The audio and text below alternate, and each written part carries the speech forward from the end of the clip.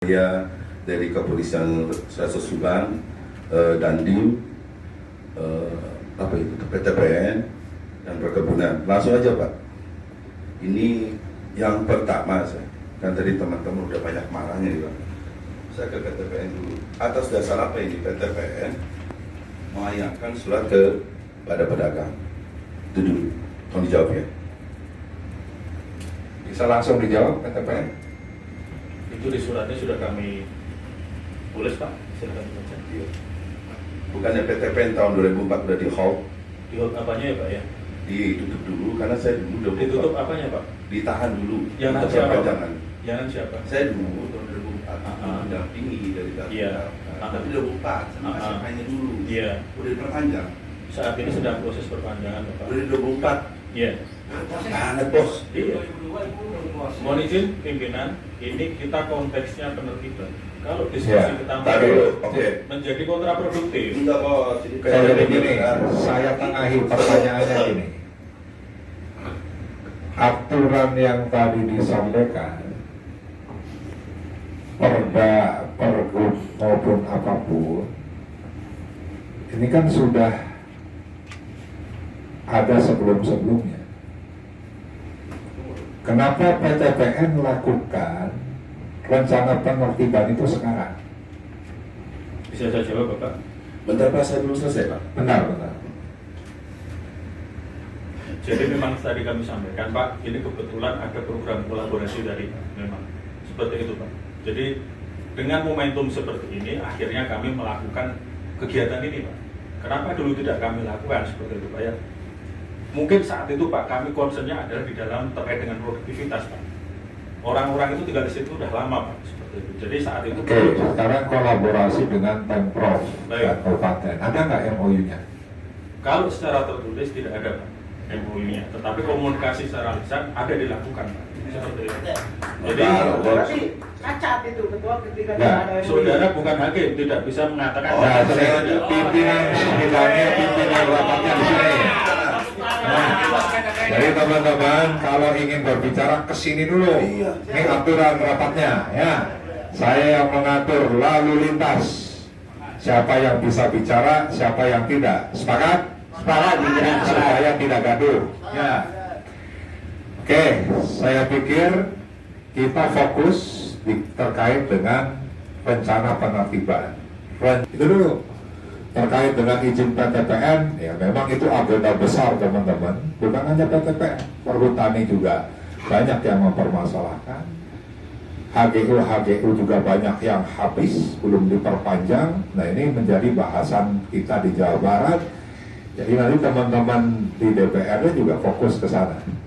Jadi bukan hanya masyarakat yang nanti akan menanyakan itu ke pemerintah pusat, termasuk DPRD. Karena di dalam lahan-lahan itu pun juga ada sebagiannya sudah digarap oleh masyarakat. Di Bogor nih Pak Doni, ya belum kenalkan nih dapilnya Bogor. Ada demo juga masyarakat yang sudah mendiami sekian lama lahan perhutani tiba-tiba mau digusur juga. Ya, jadi teman-teman sekalian ya kita persilakan. Pimpinan, Apalagi? belum 1 menit, 2 lagi. Oh, dua lagi. Apa? Yang Boleh melakukan kegiatan selain dari perkebunan. Kalau ada, mana aturan sesuai dengan undang-undang, permen yang berlaku. Itu satu. Yang kedua, tadi sudah dibahas. Kenapa saya mengklaim bahwa saya 2004 sudah di-hold? Karena hari ini ketika pedagang digusur ini, Pak, ini tidak ada untuk relokasi bicara dulu. Itu membuktikan PTPN dan duit. ya itu Ini yang terakhir Pak. Oke. Ini solusi cerdas banget ini Pak. Karena ngobrol dengan para pedagang sangat cerdas banget ini. Dan merapat dengan pendapat tadi berbeda dengan masyarakat, para pedagang. Saya ngobrol banyak dengan pedagang juga, berharap bisa menghasilkan keputusan ini dan tetap tidak ada pembongkaran pedagang dari sana. Karena belum jelas Pak, relokasinya belum jelas, setnya belum jelas, duit agak Oke, Terima coba kasih. 1 menit. Yes. Ya, sebelum ke teman-teman saya dulu PTPN. Kenapa Pak KDM juga mengeluarkan pergub tentang pengendalian alih fungsi lahan? Karena banyak sekali lahan-lahan yang dikelola oleh PTPN yang berubah fungsi. Waktu itu Pak Direkturnya langsung bilang, Pak, kita ingin mengoptimalisasi aset milik PTPN karena usaha perkebunannya sudah tidak memungkinkan di lahan-lahan tersebut. Jadi makanya di kawasan Puncak ya semuanya kerjasama dengan PTPN, termasuk di Subang. Nah, makanya sampai dengan saat ini PR dari rapat sebelumnya juga belum dilaksanakan oleh Dinas Lingkungan Hidup, oleh Satpol PP terkait dengan De Castelo dan beberapa bangunan yang lainnya. Apakah mereka juga melanggar terkait dengan alih fungsi tersebut?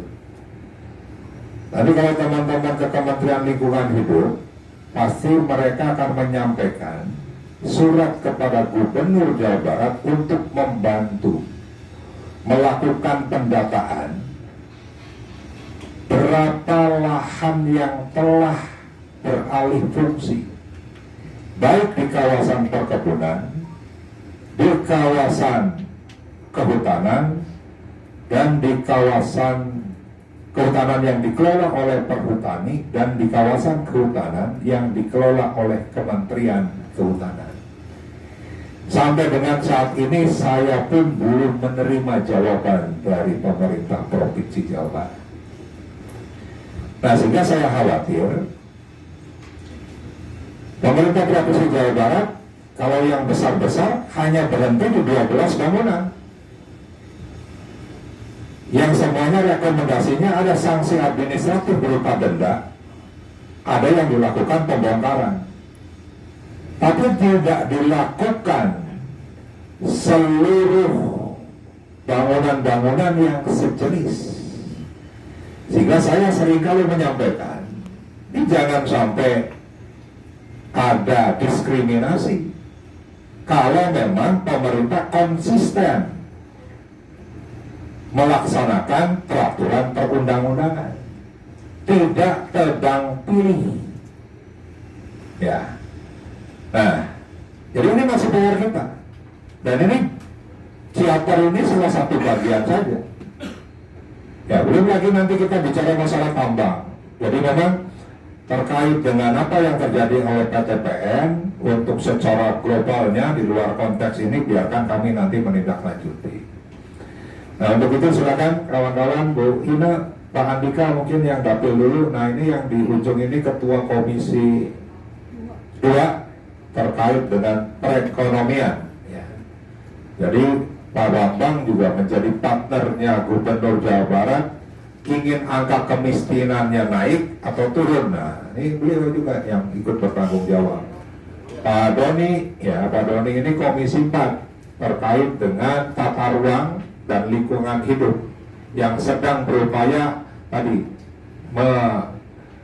meminta data-data terkait dengan lahan-lahan yang sudah beralih fungsi yang mirip dengan 12 bangunan yang ada di kawasan Puncak Bogor sana. Bunda, silakan. Pak Andika.